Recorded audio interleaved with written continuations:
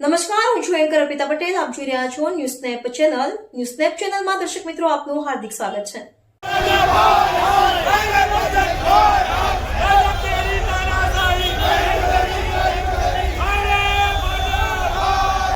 અન્યાય સામે ન્યાયનો અવાજ બુલંદ કરતા પાટણ જિલ્લા કોંગ્રેસ આજે પેટ્રોલ ડીઝલના તોતિંગ ભાવ વધારા સામે આક્રમક અંદાજમાં રસ્તા પર ઉતરી આવ્યા હતા.